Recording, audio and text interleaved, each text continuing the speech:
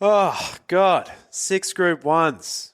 It's all good stuff, though. Mate, it is. I cannot wait for this weekend, and always one of the great days on the racing calendar.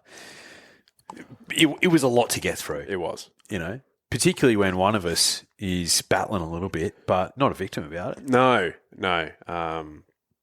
It's just the sacrifices that we make to produce this podcast for you drifters. And speaking of what we give back, this is a read for our good friends at Neds, but there's also a tipping competition. There is. So the tipping comp kicks off this weekend. Drifters, it'll run through from this Saturday to day 2 of the championships. It's 17 Group 1s in total.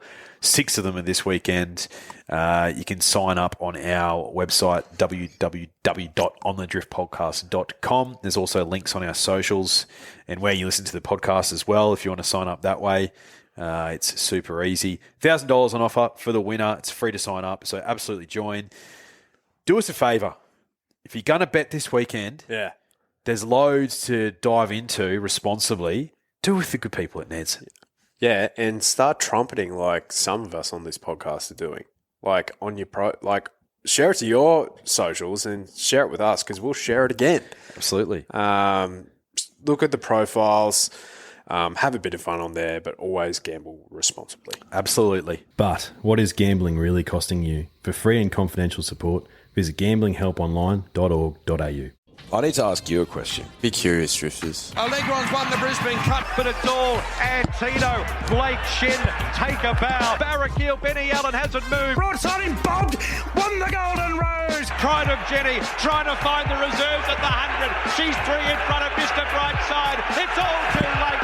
Pride of Jenny has run them into the night. Switzerland a big winner by 2.5 Bellatrix Star. He's down, Jolly Star. She is a star in the making. Jolly Star bolts in. It's all Isthmus. She's very smart and fast. Well, here we are. It's an enormous weekend. We've got 6 Group 1s. We've got lots of black type. Golden Slipper. Mm-hmm. Where does it rank for you? Just off the top of your head in our top 10 races. Because it's got to be in the top 10, surely. In terms of like how horny I am for it how each horny year. you get for it each year. Pretty horny. Like Slipper Day in general is like one of the great days. Yeah. Half the Group 1s like shouldn't be Group 1s for starters. But I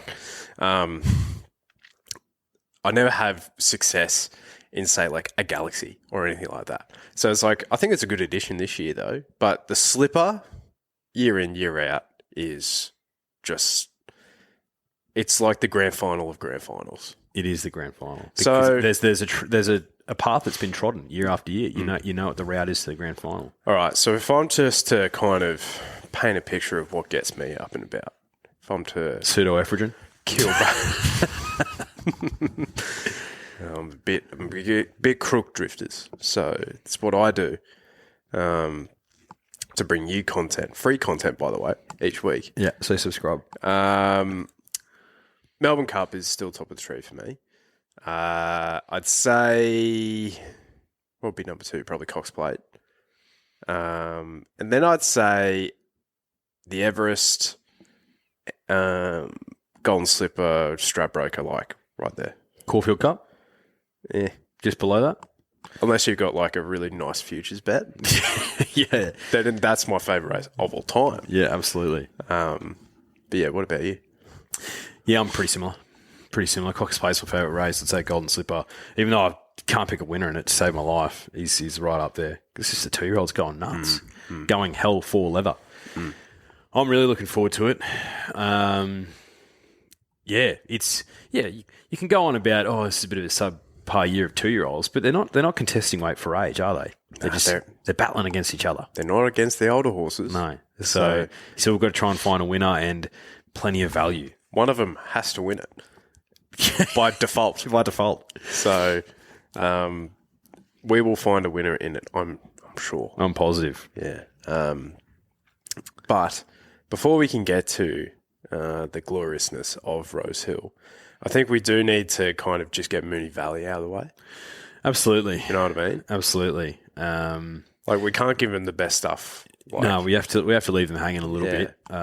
Actually, a horse who's wanted the Valley a bit Retired this week, Bella Bella Nipotina. Nips. Saw that. Another one bites the dust. So that's the trifecta from the Kingsford Smith. Wow. Or the Doom at 10,000. One of them. Kingsford Smith. Yeah. Retired. That's what happens when you come up to Queensland. Wow. Yeah. The sunshine's too good. Real leave it all out on the turf top situation. Yeah. Her best win. Everest, 3 wide, no cover. That was phenomenal. Yeah. Her Manikato was pretty good. Very good. Best losing effort, I'd say her Stradbroke run. She was nearly top weight, wasn't she? Yeah. Just about. If not top weight. Crazy. Yeah. She, Iron Horse. You know, she was built like a tough 6-year-old gelding. She was absolute brute at the thing. She was. But yeah, just didn't come up. What happened? Do you know? I'm thinking she didn't come up, like wasn't probably loving her work, and they thought, you know what? What's the point? What's the point? Yeah. So You never know with that stable though, because they put Pride Jenny out there and then she was fine. It's like, will she just come out of retirement for the Queensland Winter? I don't know. She might. Does retirement actually mean anything anymore? No, it doesn't. It's just the age that we're living in. That's it. All right. Moonee Valley. So the rail is in the true. When's the last time we had a meeting at Moonee Valley? I feel like it's ages. Oof. I feel like have we had one since the Blue Diamond? Like the Blue Diamond's obviously not at Moonee Valley, but I don't think so. Yeah. So rail is in the true position. There is 3 to 20 mil due for Thursday, and then 0 to 4 mil on Friday. So if it's the upper end of that, I think there will be a little bit of juice in the track. If it's the lower end, I think they'll chuck some irrigation on. So who knows where it will land. Now, I have 6 races for us to cover. And the first one is the Valley Pearl, listed 1,200 metre 2-year-old race at set weights. Where's the Jack Sparrow, the curse of the Valley Pearl? I was trying to find some sort of omen bet in this because good luck to you. You know who won this race last year? Is she in the Aussie Kia Silks? No. Who won it? Growing Empire won this last year. Oh, really? Yeah. Hectic. Yeah. Lots can change in 12 months, drifters. From Bitter Creek, who went on to run, I reckon he placed in a JJ. Yep, he did, and he won on Cox Plate Day. And Sassy Jenny.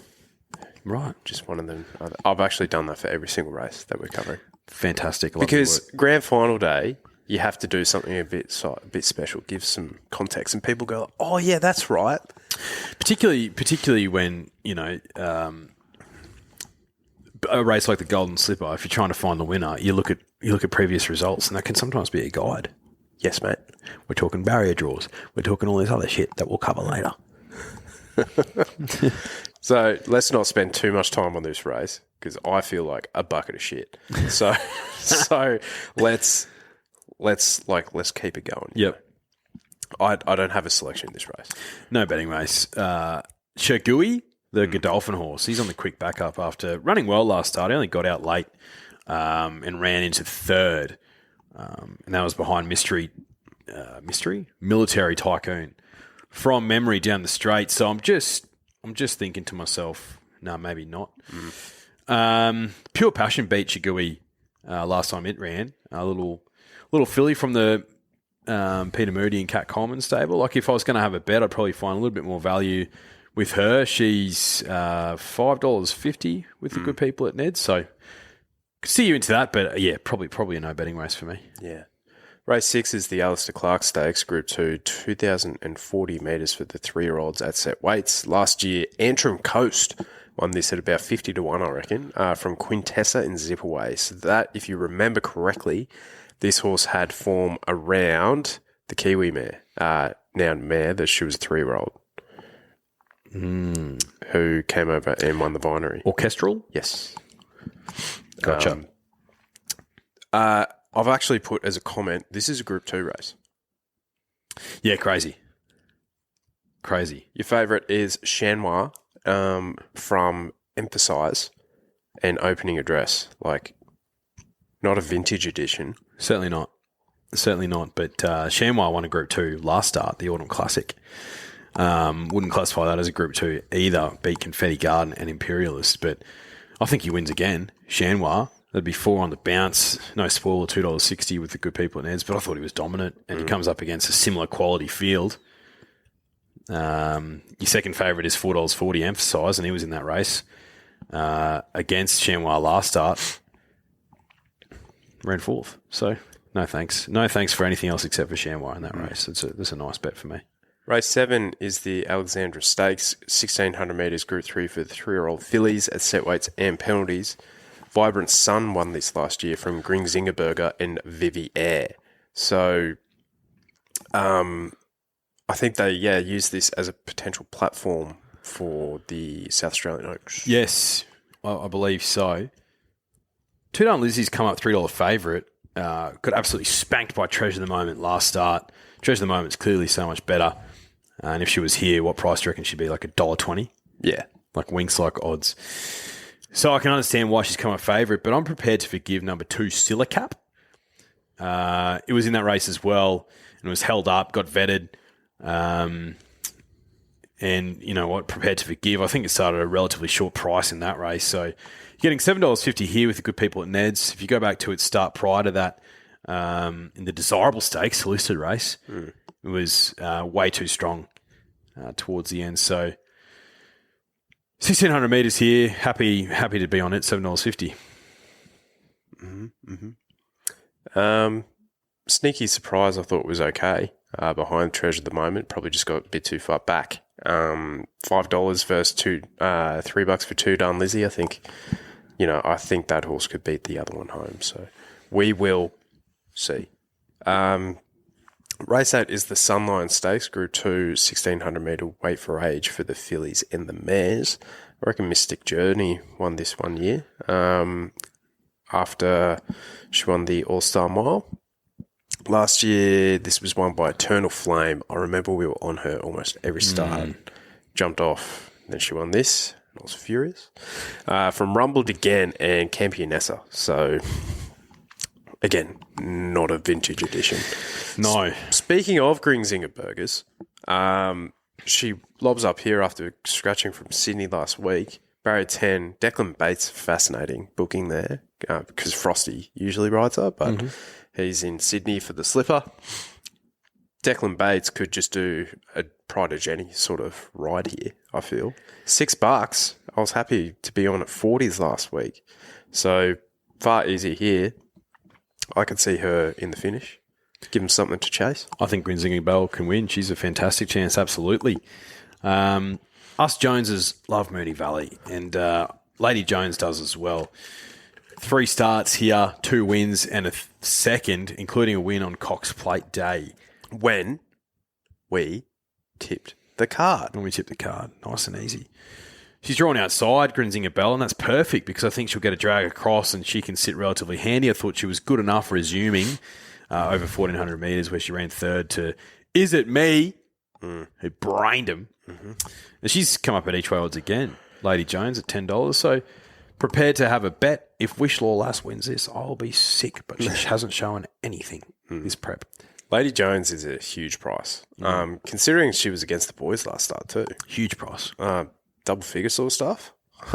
Doesn't make any sense. It doesn't. So they were the two for me. Grinzinger Burger and Lady Jones, the mum of the podcast. Yes. Now the Billy Reid Stakes, Group 1, 1,200 metres, weight for age. I'm still seeing a $3.10 for Jimmy. Is this a... I think Jimmy wins. Jimmy wins, yeah. Never been to the Valley track, Jimmy, but the way he gets around Caulfield would suggest to me that it won't be an issue. You also look at, gate 2, a little bit sticky, and a part of me is like, Sir Rupert Clark, he couldn't get out. Different setup here. And I think the different setup is only accentuated by the fact that Ethan Brown rides again. When he was in the Rupert Clark Stakes, Jimmy Starr, Damien Lane was on. I think Ethan Brown, Jimmy Starr is a match made in heaven. He knows how this horse operates. Even though he's drawn gate 2, he's just going to sit him on the fence and just be incredibly patient. Yep. Short, sharp turn of foot. As soon as the gap opens up, which I imagine it will, bang. I think Jimmy Starr is only going to get better over 1,200 metres, and I love the 4 weeks between runs. Bang. I think that's the thing with this horse. He's got sensational first up profile. 6 starts with 5 wins and a second. And the Marcamp figured it out after his third prep, maybe? They're like, so they targeted the Oakley Plate first up for his 4th prep with the camp. Yep. And there you go. And he was still winning throughout the spring with 3 weeks between runs. I think you're right. 4 weeks between runs is cherry ripe sort of stuff. I love that. I can't believe he's got 3 in front of his price. I think maybe just people are a little bit like, but, draw wide so you can rev him up around the outside. Maybe the straight's not long enough. Back to weight for age, blah, blah, blah. But no, I think they've figured this horse out, and this is the first time that they're leaving 4 weeks between runs and he stays at a sprinting trip. He will get an Everest slot, Jimmy Starr. If he continues to get run to his efforts that we've seen, the problem for him is I don't think he really loves his Sydney leg. But yeah, he's only been there a couple of times and failed, didn't he? He came up here to Brisbane as well. That's right, yeah. But, he's not the Jimmy Starr that we're seeing now. No, they were trying to stretch him out to a mile. Exactly. Back then. He's a fresh sprinting horse. He's like an overpass, but complete opposite style of racing. Yeah. Yeah, absolutely. I couldn't possibly see any of these featuring Everest. I could easily see him featuring this year's Everest. Yeah, absolutely. I agree with that. The only other horse who I wanted to talk about, because I think he's too short, is number 4, Schwartz. I know he won over the Valley trip first up in a Group 2, but beating Stapati and Apache Song there, carrying 58.5 kilos. This is weight for age. He absolutely failed last start in the CF4. So I can understand what they're doing, and he'll roll forward. No, thank you. If you're getting Stretton Angel for a similar price and Benedetta for a slightly shorter price, they're two mares that I'd much rather be on than Schwartz. Yeah. No, I've learnt my lesson there. No thanks. What about the lightly weighted filly, Arabian Summer? Yeah. She'll bring up the field, look the winner for a bit. I read something during the week that Jamie Mellum was going to ride her in the Galaxy. Shit. Then she didn't go there. So I think they might have seen that there's... I think the other thing in Jimmy's corner, just finally, is it's only a 9-horse field. So even if he is last on the fence, he's only going to be 3 lengths off him. Do you know what just remind me of? I've got a flashback of Masked Crusader. 3 lengths off him, on the inside, field opened up, he just went bang. Yeah. Just need a short, sharp turn of foot and you're home. Yeah. So not an issue for me. Yep. It's trust the jock to not panic, similar to Frosty on Jolly Star. Yep. If the gaps come, this horse will win. Arabian Summer, just a tough filly. Big fan. $11 here. She was around the same quote in the Oakley Plate. Barrier 7 with Harry Coffey on. I don't know. Probably want to see her go out and do it. And 1,200 metres is a bit of a query for me for her as well. Yep. So, but she's an iron filly. So, yeah, Jimmy clear on top selection. Yeah. And the last race that we'll cover in Melbourne will be the Don Casbolt Classic Group 3 12-year-old, 1,200 3-year-old fillies, set weights and penalties. This was won last year by Gummy Gumdrops from Moesha and Inhibitions. Gummy Gumdrops. Chewing gum. Finds herself in this race, but just wanted to point that out. I'm not actually going to back the horse. No. Number 8, Scalado. I think she's a very, very smart filly. She still hasn't quite figured it out, but she's undefeated. I thought $3.60 or whatever she was with Ned's last start was absolute jam. Duly saluted. I think $5.50 is jam here. I think that's a real, real good bet. Number 8, Scalado. Tough. Her first start was on the 16th of January. That's a big prep. It is. I think she's got oodles of talent, though. Every single time she stepped out to the races, she's looked green, but it's just beating them on raw talent. I really think she's a filly going places. Scalado. So yeah, Scalado on top for me. The only horse that I think's a threat and is over the odds is number 3, Amelita. Hasn't shown much this prep, but both times she's been to the races so far this prep, she's drawn wide. They've had to take her straight back, as you would typically see with a Chris Waller trained horse. You might recall she won down the Flemington Straight last year. Gate 2 here, WGD Jai on board. Just needs to be a little bit more prominent. I think $11 is a big price for her, but shit, I've bet on most of these. they're only 3-year-olds. That's scary. Yeah. What about the full sister to Sunlight? Number 7, Clean Energy. Clean Energy, yep, super talented. Can understand why it's come up favourite. Beat Lady Shenandoah last prep. Oh, absolutely. I think it's a super talent, but Scalado. I just think Scalado's just doing that. Yeah. There's some pedigree in this race. Obviously, the full sister to Sunlight being Clean Energy. Happy to see her do it. I thought she had every chance last start against Scalado, and she's drawn barrier 16 here. That's tough. That's real tough. What about number 10, Just Like Gabby, the daughter of Loving Gabby? Good horse. Yeah, she was phenomenal. Big girl, Loving Gabby, and I think her daughter here has got some talent. Whenever I said this when Shaggy won, whenever I see a horse go over the short distances, be it 1,000 or shorter, and they put up a big distance, she put up 4.5 lengths, albeit on her debut, maiden rather, 4.5 lengths over 1,000 metres at Moonee Valley. Then she went out the next start in like the sprint series benchmark 64 against the boys, won by 1.5 lengths over the 1,200 metres. Like, whenever I see that, I think that gets me up and about. So Just Like Gabby, just like her mum, thrives around the valley. So happy to have her on top at about 12-1. Double market, $23 as well with the good people at Ned's. She won for us on Cox Plate Day. Yeah. Hasn't raced since the 1,000 Guineas, but there's been heaps of form coming out of that race. So another one, yeah, super open race, but keen to be with Scalado. All right, let's get to Rosehill. How'd we do for Moonee Valley? Was that about 20 mins? I reckon that's all right. Yeah. I reckon this will take about double. We'll be talking for a while here. All right. Rosehill, rail is out 3 metres. There's about 4 mil of rain on Friday and 0 to 1 mil scheduled for Saturday. So good track, nothing to worry about. Every horse should hopefully get their chance. Now, race 2 is the Epona Stakes. Group 3, 1,900 metres, set weights and penalties for the fillies and the mares. Last year, this was won by Osmos from Thalassophile and Riverport.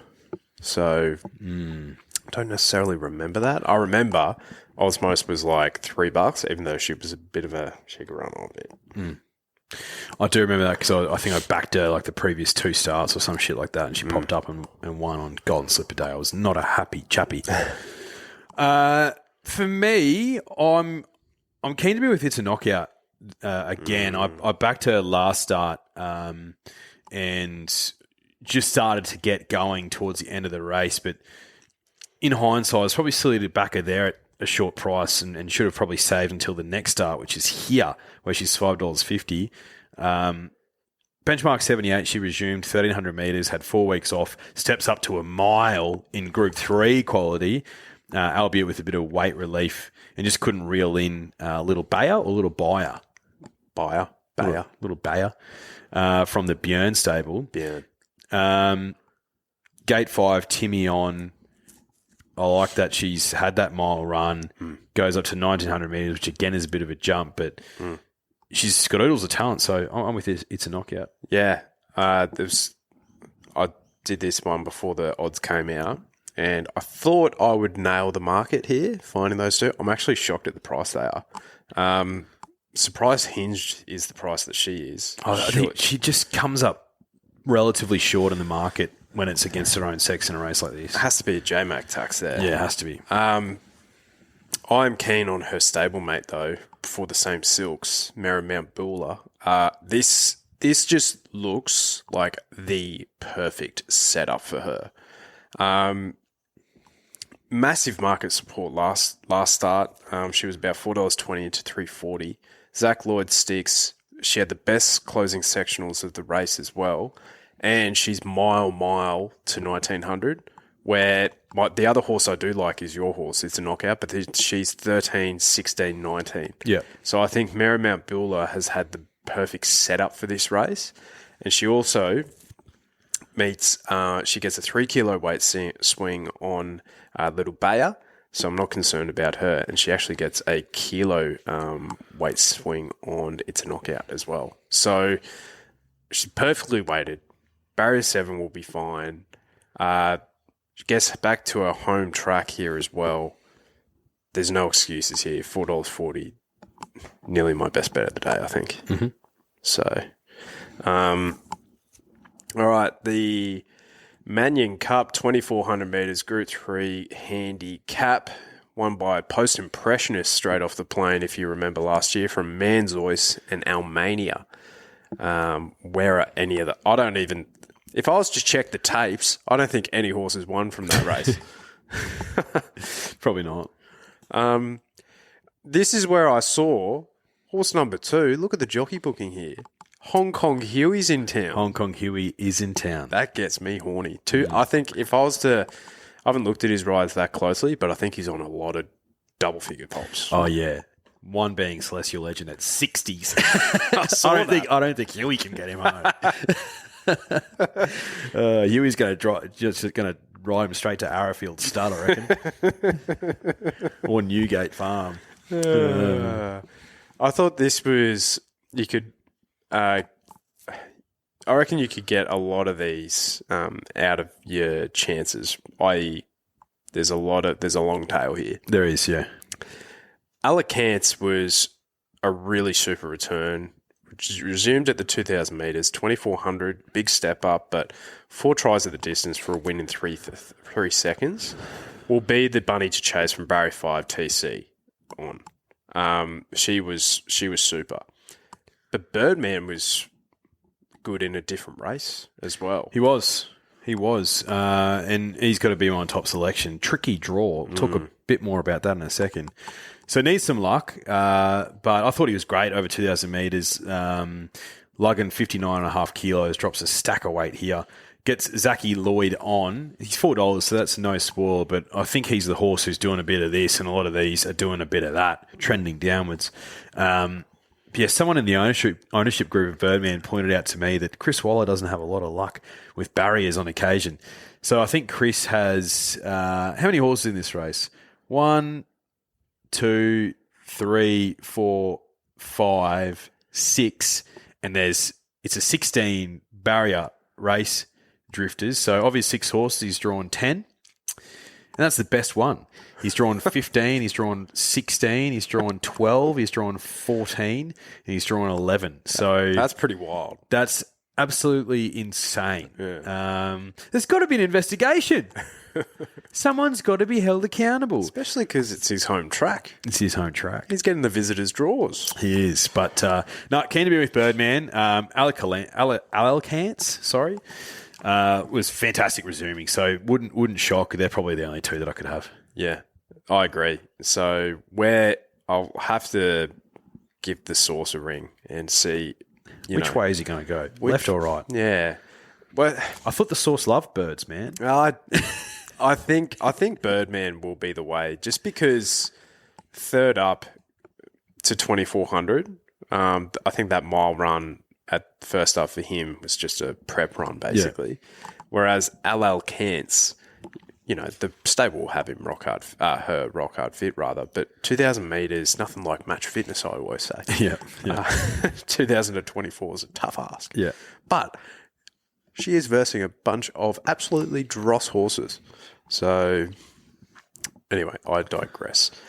Now, race 4 is the Derby Munro Stakes, listed 1,200 metres set weights penalties for the 3-year-olds.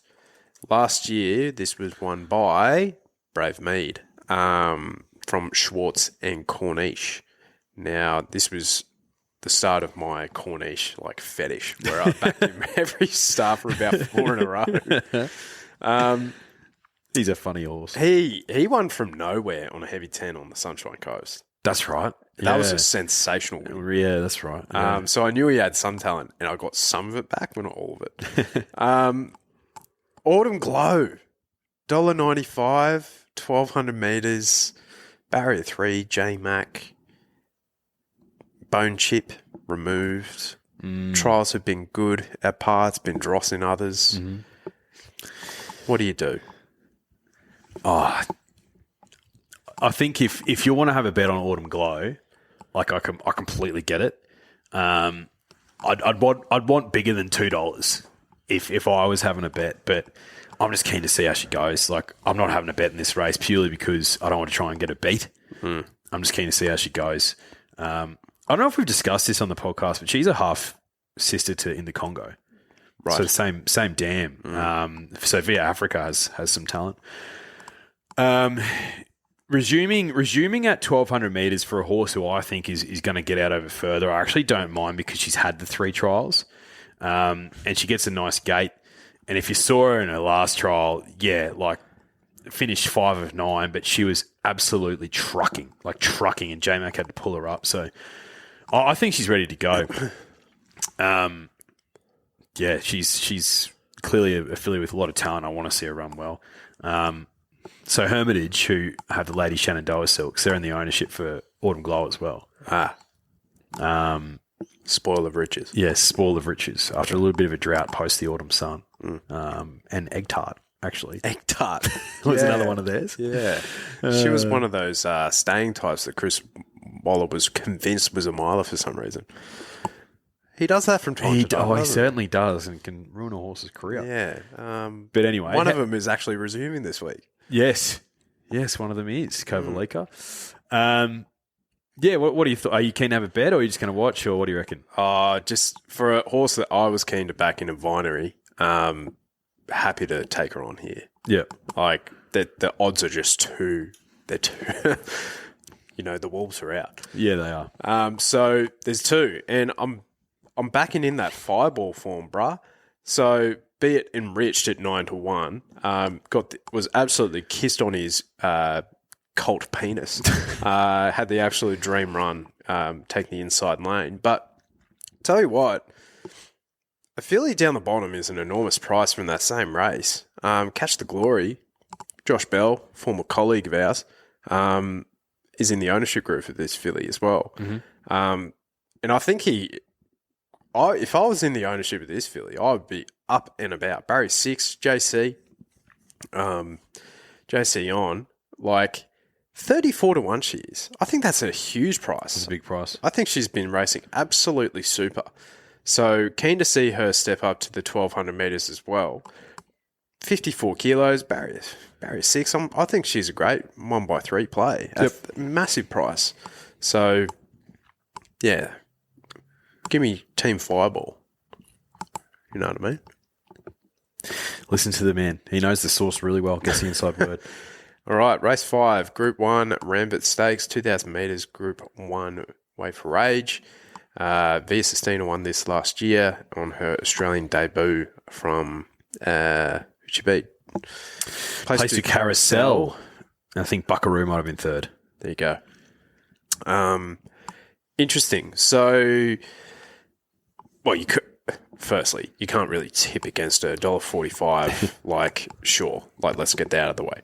On top selection. But full count Felicia. When's the last time we had a Group 1 winner from Canada here? Yeah, God knows. Another one that Yulong's bought and brought over, and I have no idea how Canadian racing compares to Australian racing. I'd say it's probably weaker. But at the same time, you've got to pay respect to any horse who wins a Group 1, anywhere it is all over the world. But yeah, good to see William Haggis has got some horses here again to R&P, our Autumn Riches, Al Mabia, the son of Frankel. Yeah. Look out. Listed winner over 2,000 metres in England. Which is probably a genuine Group 1 horse here. But Via Sistina is different gravy. So, Via Sistina, her resume was already glowing. Yeah. She was... she opened at 4s, didn't she? Yeah, and then that was one of the biggest goes I've ever seen. That was because we were at Moonee. Yeah, that's right. Yeah. Ahead of my wedding. Yeah.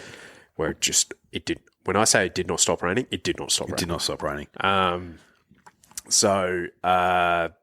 But yes, Her CV was yeah, she placed in a golden Champions Stakes or Champions Mile. Yeah.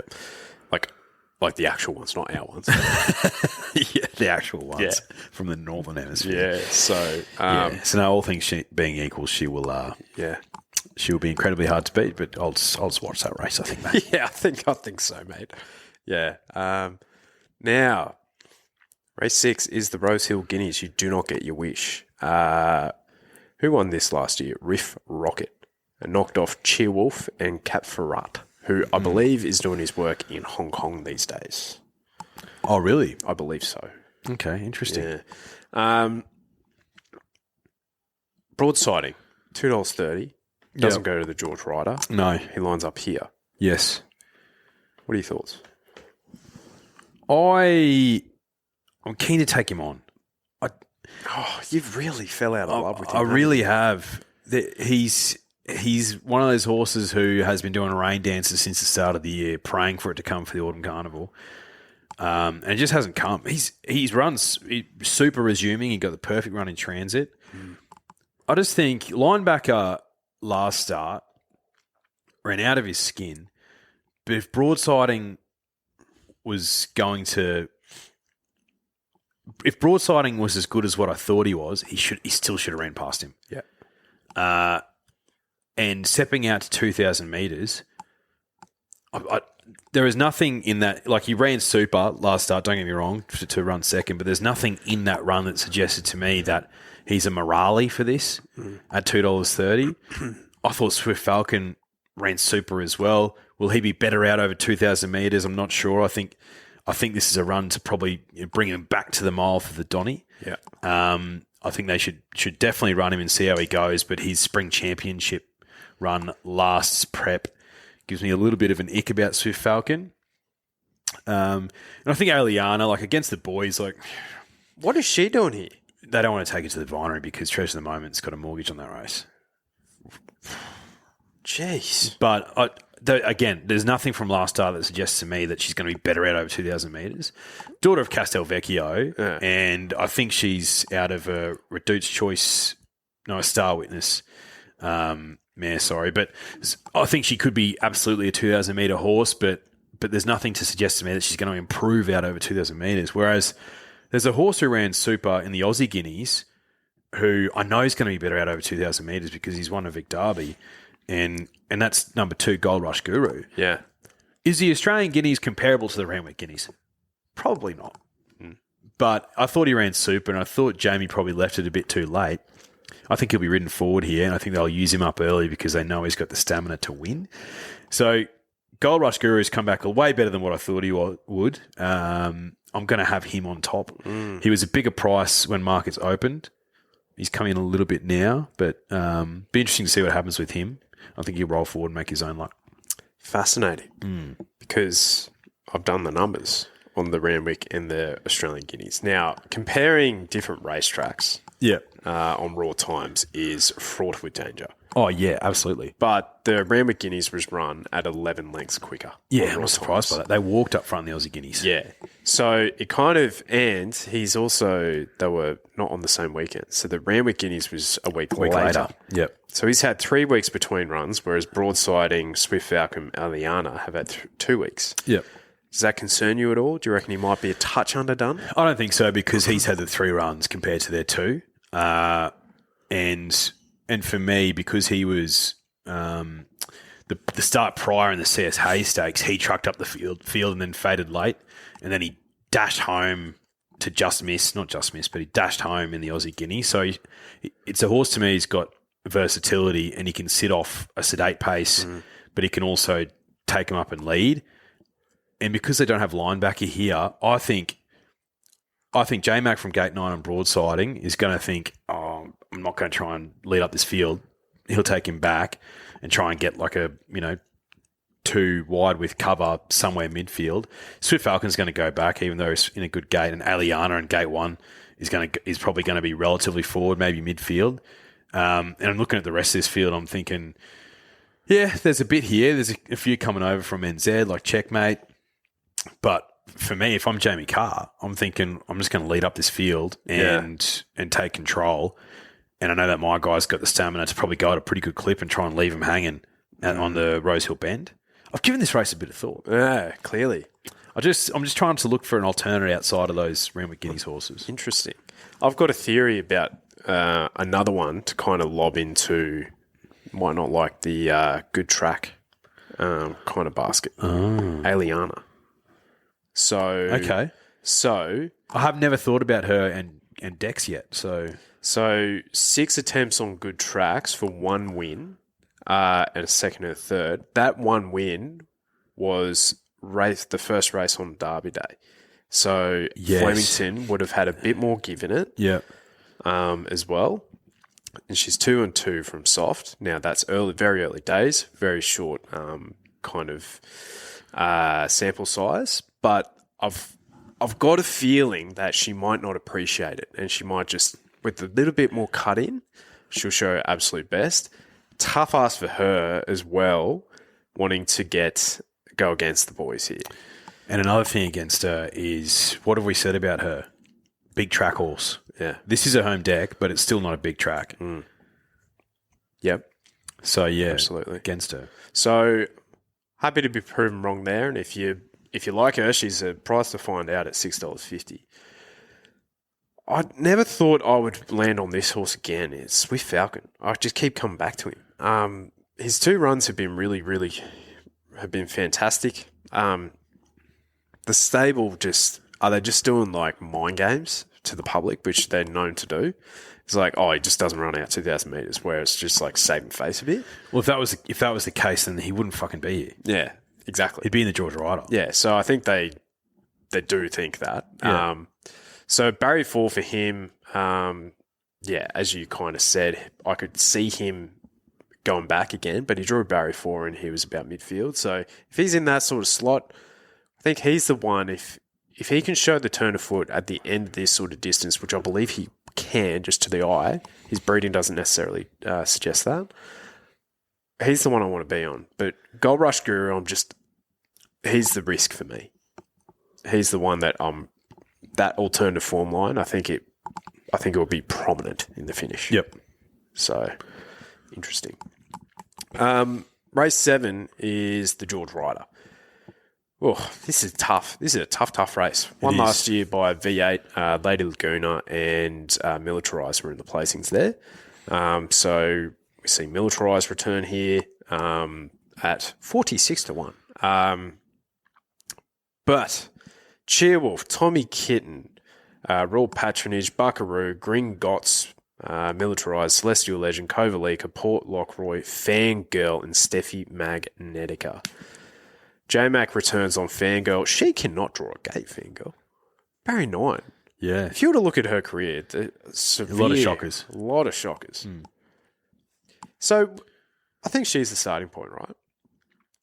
Are you shocked to hear that in her 31 career starts, she's only been to Rosehill 3 times? Wow. That is a shock. Golden Eagle once, obviously. Yep. Was she in this race last year? 2 years ago when Animo won. That's right. She ran super from memory. Yep. She got held up and she arguably should have won. And then she was in a Far Lap Stakes on a heavy track, so, disregard that in her 3-year-old year. So I thought that was interesting. It's like home deck, but she kind of seems like a Randwick type of horse, right? Yep. Yeah, she absolutely. I'm prepared to take her on in this race. I can understand why she's favourite. But there's 2 that I think can beat her home, and they're both drawn super. Royal Patronage. Like, he's drawn gate 3. Why can't Timmy Clark just take him to the front again and just be tough up front and be incredibly hard to beat? I think the only reason why the market will spit him out is because he was such a big price last time. Well, yeah. But he's $4.60. I think he can win. Yeah. I think he can win. I think I'm looking at this field. There's horses to me who like to be prominent, but there's none who are out and out leaders. He's the only one. Yeah. I agree with that. And they could just gift it to him. So he's got to be in my numbers. I think he's a massive winning chance. There's a horse who I think's announced himself as a weight for age horse, particularly over this sort of distance, because he had to lug 61 kilos resuming over an unfavourable 1,300 metres, and he arguably should have won. He lost to Iona Merck, and with your blessing, Iona Merck's absolutely flying at the moment, but had 4 kilos more than him last start. Number 5, Gringotts. He's $8.50 with Neds. He's got the perfect gate with Tommy Berry on board. I think he's going to sit just behind Royal Patronage. This horse we know can lug some weight. He lugged a lot of fucking weight towards back in the last prep. And for me, he's the one who's the genuine 1,500, 1,600 metre horse. At weight for age, I think he can sit just outside Royal Patronage or just behind him, and then he can just flick the switch and can win and announce himself as a genuine weight for age horse, Gringotts. So he's the one on top for me. From Royal Patronage. And there's another horse who, if it is a sort of, not a sit and sprint, but if they're not going too quick, and if he can sit relatively close, he's drawing a little bit sticky. But what's the All-Star Mile winner, Kitty Cat Tom, done wrong? He loves the placing at this track. He's a big price. He's a big price. Yeah. I couldn't believe the price that he's come up. Yeah. Benny Mellum, he's not here for a holiday, is he? No. He's the travelling companion for Jamie Mellum, his wife. He is. But yeah, Kitty Cat Tom's a huge price as well. His problem is he just is so slow out of the gate. He's Barry Menace. Need to get sorted out. So he's going to be right up the arse end, but he has a turn of foot that can kind of overcome that. Be a tiger in the gates. Tommy, not a kitten. I'm still trying to figure this race out, I think. I'm going back between like Royal Patronage, Kitty Cat Tom, Fangirl, even Cheerwolf to an extent, but his prep is just giving me the ick a little bit. 1,400 back to 1,300 up to 15. I think I want to see him in the Queen Elizabeth. Yeah. Like, I think that's where I'm assuming that's his grand final this prep. Whereas, yeah, I don't know about these. I'd say this probably would be Fangirl's grand final this prep. Yeah, you'd say so. Yeah. You'd say, she wouldn't surprise me in the slightest. I just, she can run on a bit, and I'm prepared to take her on. Yeah. Buckaroo, Barry won. He'll probably get the gun run behind the lead, I reckon. He would not shock to finish top 3. If he's improved from last prep, he wouldn't shock me at all. You know what the mistake was there? He jumped $6 favourite in the Melbourne Cup. Can you believe that? Yeah, crazy. That is utter madness. Like, there's nothing about his... neither with the winner, to be fair, Knight's choice, but there was nothing about his breeding that suggested he would run that out.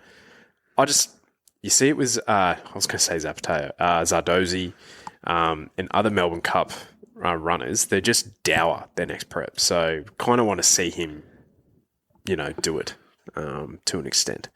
So, yeah, still in a bit of a pretzel with the George Ryder. The Golden Slipper is race 8.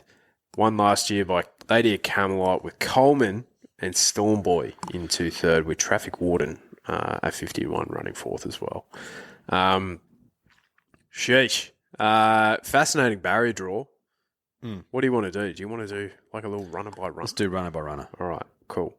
Rivellino, the absolute winning machine for Chris Lees with Hong Kong Huey on board.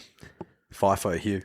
Wow. So JC, Jason Collette rode him last start, J-Mac the start prior, and Benjamin Osborne, Osmond, rather, start prior to that. So four career starts, 4 different jocks.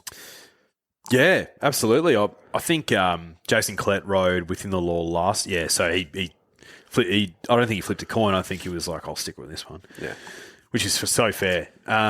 He's the only one of 2 horses in this field who's undefeated. And look, his margins have been small each time, but he's a line chaser. Hasn't drawn a gate his last 2 and has had to come from the back of the field and has managed to find a way to do it. I think Chris Lees is an underrated trainer. He's drawn a gate, Hong Kong Hugh, and he's at a backable price at $11. I think he can win. Yeah, Rivellino. absolutely. Yeah. Devil Knight, barrier 11, Mick D for the Hawks stable. If you said to me when he won the Blue Diamond that, he'd pop up here at $11 and the form behind him in the Blue Diamond would be absolutely electric, with Temptress winning and Tempted winning, and now Tempted's probably going to start favouring in this race, it would have been like, nah, something will turn up in Sydney, or a couple of things will turn up in Sydney that'll just blow the Blue Diamond out of the water. It hasn't, and he's only had 2 career starts. He comes here with a bit of a sticky gate, but again, he's $11. You could have got a much bigger price for him probably a week ago. If Mickey D can get him, forward of midfield and try and find the fence, it's a sticky gate, which I think ruins his chances a lot. But it would not surprise me if he's improved out of that last run and he'll have a tough on-pace run again here and still feature in the numbers. Yeah. Yeah, I think it's tough for him, to be honest. Just with that barrier draw. Yeah, barrier killed him. And he kind of fell in that day. He did. The Blue Diamond. I agree. I think he did, but I think the counter-argument to that is it's like it was Bro's second ever start. Yeah. So if he improves, he might just fall in here. Yeah, true.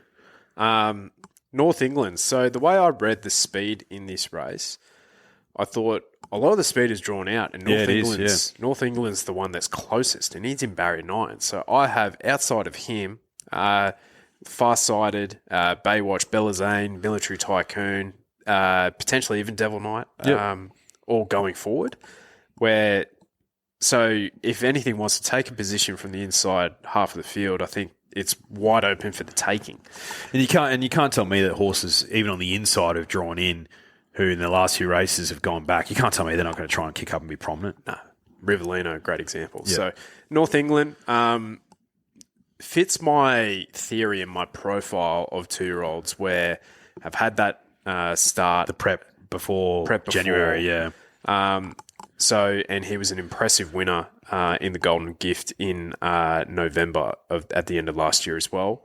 I think that was a pass mark, all things considered. Probably a run behind where they'd like to be with this horse, but was only beaten less than 2 lengths behind Temptress, who, if he was here, he'd probably be favourite. Yep. I could see him improving, but going to risk. Yep. Tycoon Star has been... he's been the classic sort of flashing light each of his runs. He sort of loomed up to win the Blue Diamond, but just teetered out. And you could say the same in the Todman, but he's drawn well here. He gets Mark. He's $18. If he won, I wouldn't be shocked. Yeah, it's one of those races. Yep. West of Swindon, barrier 4, great draw. Missed the run last week, just to line up here. I believe there was something about his lameness potentially last week, so... There's some clouds over West of Swindon. I think he's got a lot of talent. He could be one who, if he runs well here, maybe look for him in a Sires. But what do you reckon? Just I wasn't in my numbers, but if there's any doubt over their like health, especially 2-year-olds, I'm happy to risk. And if they win, there's another race. Yeah. Baywatch, possibly the best roughie in the race at $51. Dog shit barrier. Hippo on. But if you're to kind of, this horse beat West of Swindon home 2 starts ago, and he's more than double the price. And he just kind of got fizzed up and over-raced, and nothing went right for him last start. But it was a pretty impressive win. Yeah, it really was. 2 back ago. Well, look, who's his daddy? Biv. And Biv sometimes could turn up and blow the field away, and sometimes he did not want to be there. And maybe he's just like his daddy, Baywatch. So, $51. Again, wouldn't shock. We just wouldn't. Yeah, Skyhook, I think he's my top selection from a Colts perspective. I think he's the first Colt home. That was a sensational win in the Pago last week. We've seen that form stack up at times. I don't think he needs to lead here. Tactically versatile. Yes, very tactically versatile. Dog shit stable.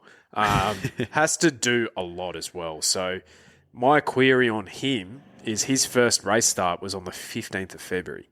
Like, that is a lot. That's a big mountain to climb so early in your career. So that's the one question mark on me for him. The favourite, actually just been knocked off. the top of the tree for favouritism. Number 8, Wotan, the only Chris Waller horse, obviously has J-Mac. Drawn super.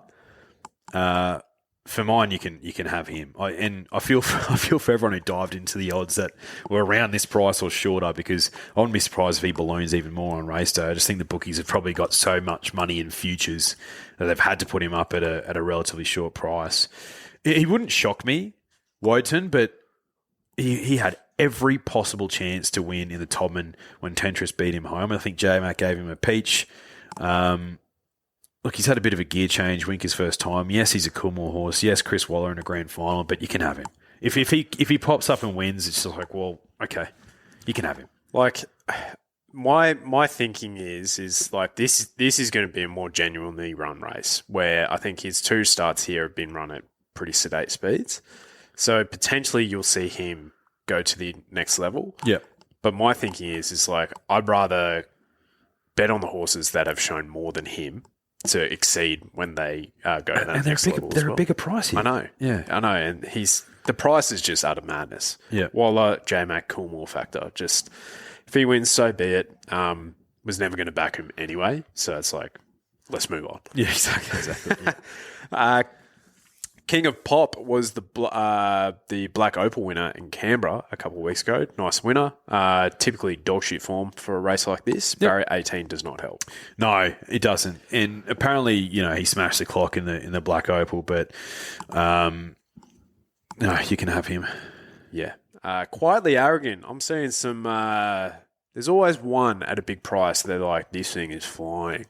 Yeah. And they typically do nothing. But again, this horse kind of fits that profile a little bit. Kicked off his career in December of last year. Was arguably unlucky when in that Skyline Stakes behind Rivellino, as a lot of them were in that bunch finish. Barrier 7, Tommy Berry, who knows how to win a slipper. Yeah, I can understand why there's a push for Quietly Arrogant. You've also got to trust the Snowden stable to get these 2-year-olds to peak on the day. I think if he had different silks, he'd be a bigger price. Yeah, okay.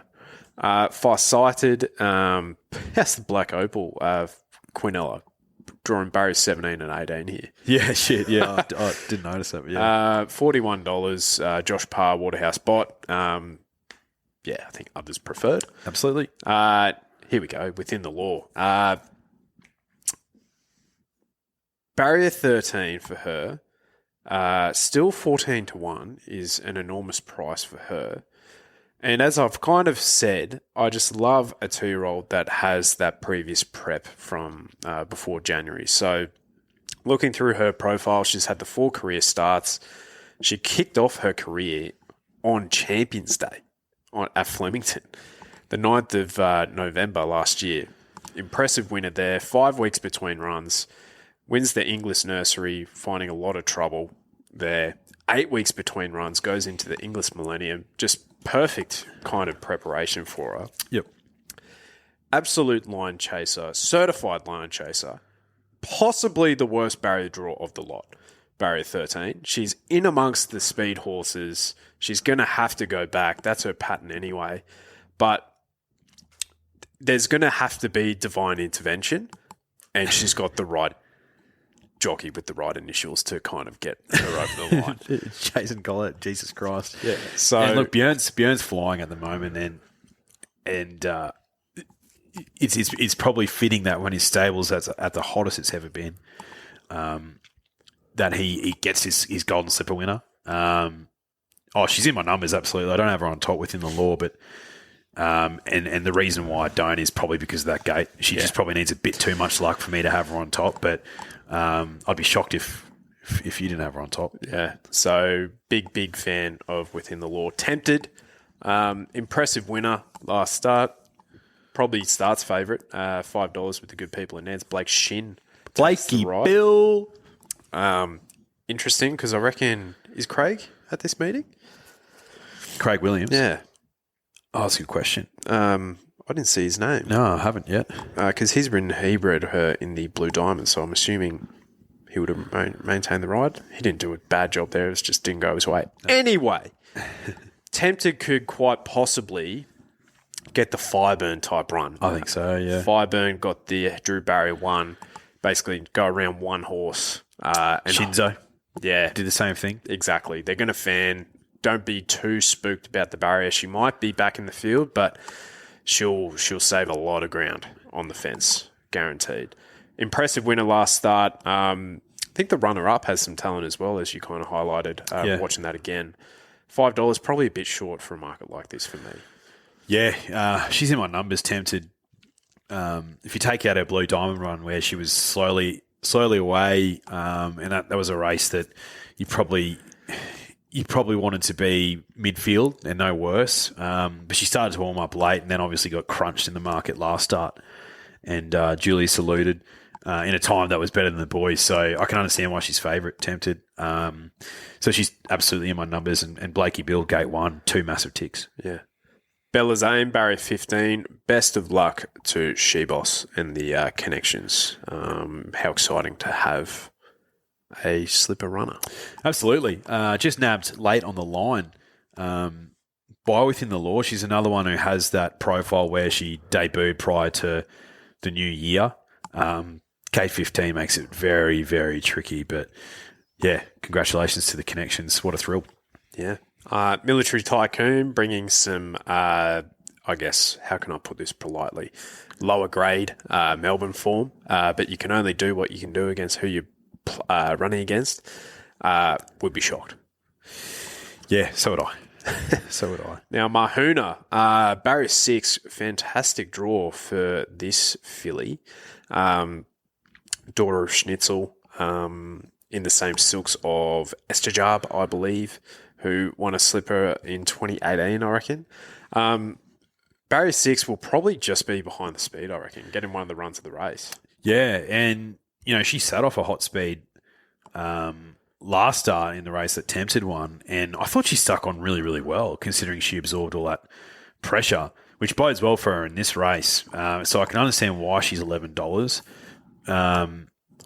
you know, particularly when the favourites Tempted and only just beat her. I like Mahuna. I couldn't fit her in my numbers, and the reason being is because, you know, this comes at her third start, and that was a bit of a gut buster that she had last start. So I think she's a filly with loads of talent, and she wouldn't shock, but I just haven't been able to fit her in my numbers. Yeah, I agree. And there's a couple more emergencies, which we probably won't even touch on. So... Oh, nepotism. I didn't even notice. Second emergency. Yeah. He's the one that I've got future tickets in the size produce for drifters. Where'd you land? What's your top 4? I'm actually going to go with Rivellino. I backed him last start, even though I didn't really remember that I did. And for mine, I've gone back and watched his replays, and he's a horse who doesn't brain him, but he gets there when he needs to. And last start drew gate 9. Start before that, gate 13. Was wide with a little bit of cover when J-Mac rode him, and had to get going a long way out and end up beating Within the Law, who I think can win this race. And then last start, Skyhook was shit out of luck, and she probably should have won the Skyline Stakes, but Rivellino had to come from the back of the field as well, and arguably worked just as hard to get to where he got to. What I like about him as well is that Hong Kong Huey's on, and we know he's going to ride this thing a treat. He's also out of a So You Think mare. So the 1,200 metres as a 2-year-old means I think this guy's got some serious constitution. So gate 3, I think he'll sit just off the speed and use that little turn of foot that he's got to get home. So Rivellino's on top for me, and plus he's $11. So happy to have him on top. The Blue Diamond winner, Devil Knight. I think it's too tricky for him to get the job done, but if he improves from the Blue Diamond, we've seen the good form come out of that race, I think he can feature.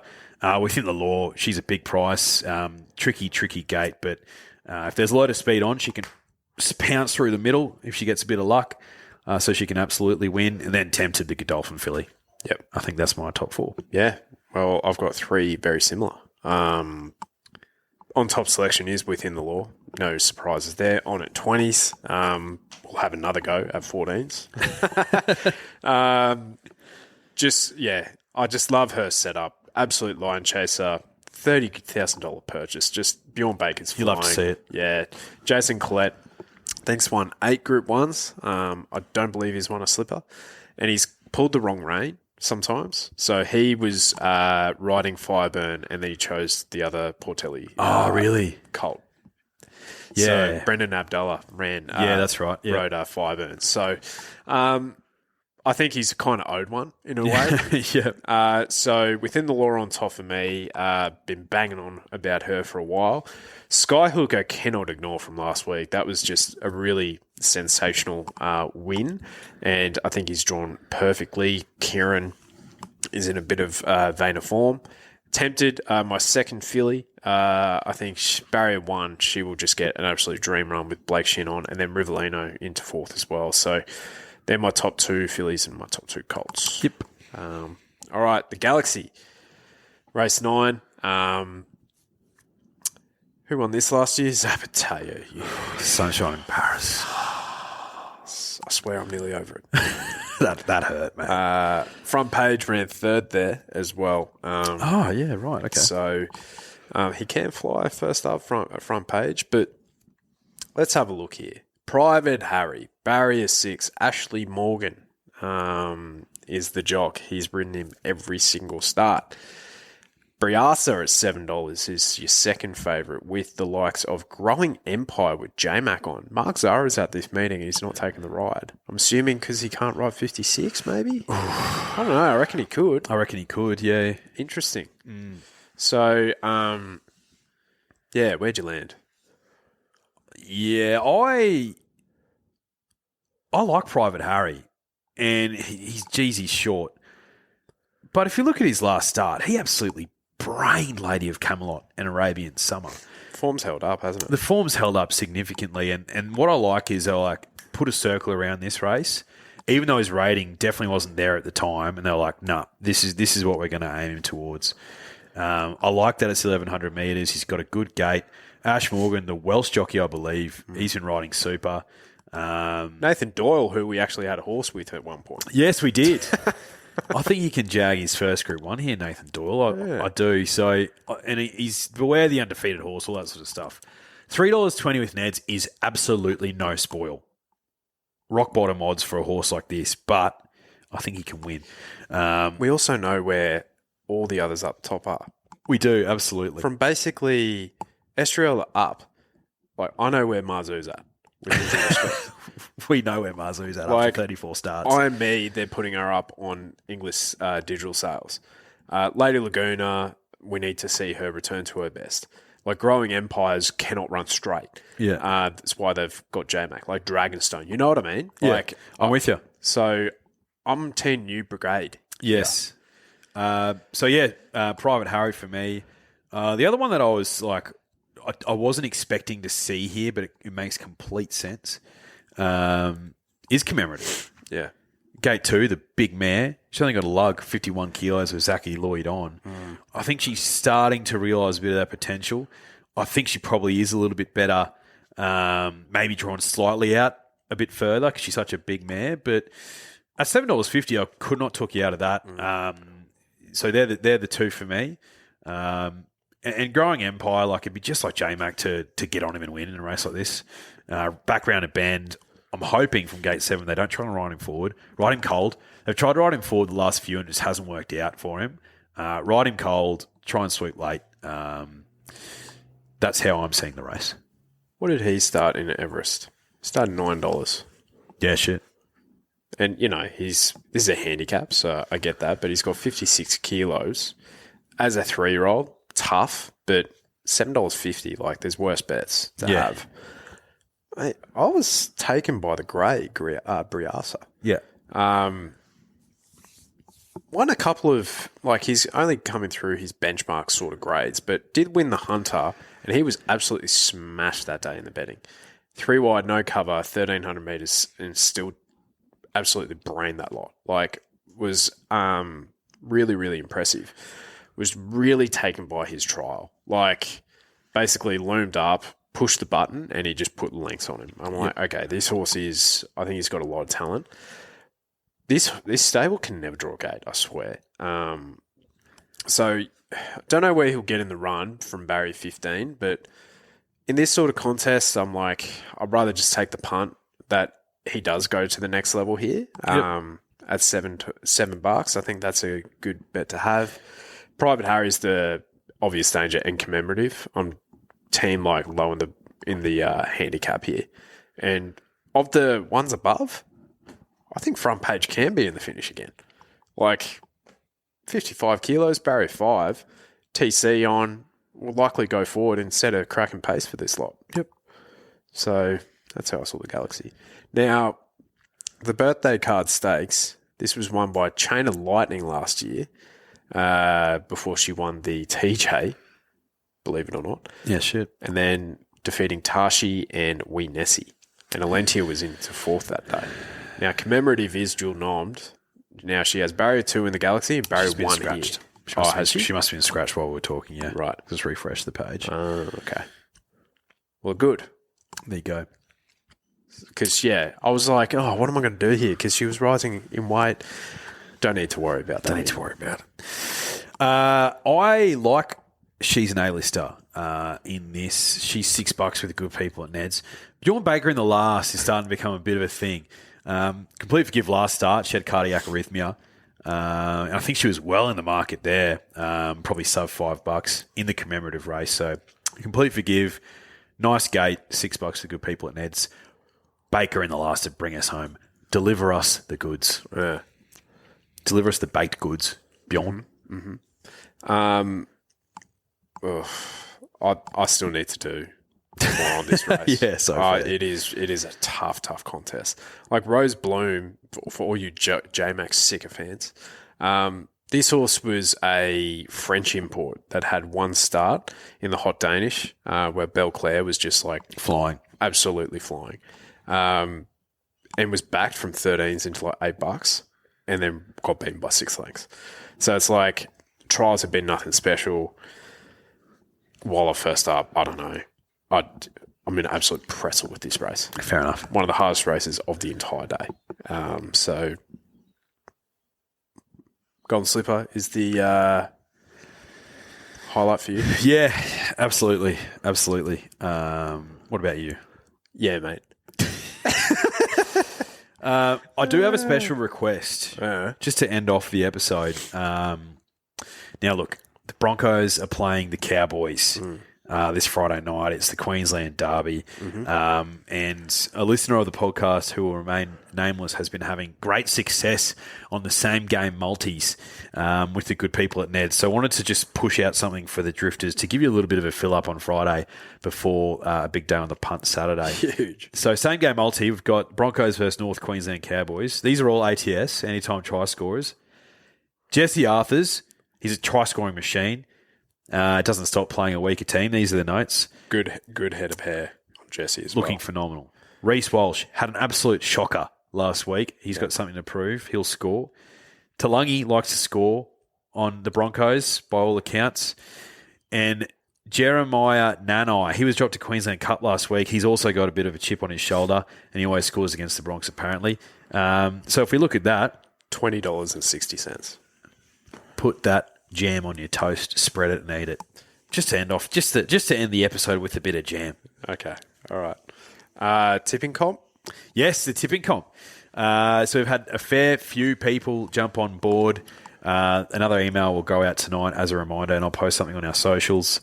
And then I'll probably send another reminder on Friday as well. But it looks like we're probably up to about, 50,000. Yeah, something like 50,000. So probably up about 1,000 from last year. So it's looking really good. So just a reminder, Drifter, to sign up because it starts this weekend with 6 Group 1s. Sign up, Buttercup. Come on, don't fuck around. Come on. Yeah. But yeah, 6 Group 1s. Cannot wait to, have... God, how many points will that be? Because double points were within the law. So I can't even... In the mindset that I'm currently in at the moment, I can't do that math. Yeah.